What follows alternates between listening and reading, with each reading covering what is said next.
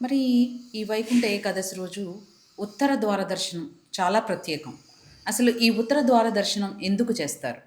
ఉత్తర ద్వార దర్శనం మనకు ఆ స్వామివారు ఈ యొక్క యోగ నిద్రలో నుంచి మేలుకొని తాను ఆ వైకుంఠ ద్వారం గుండా ముక్కోటి దేవతలకు దర్శనమిస్తాడు.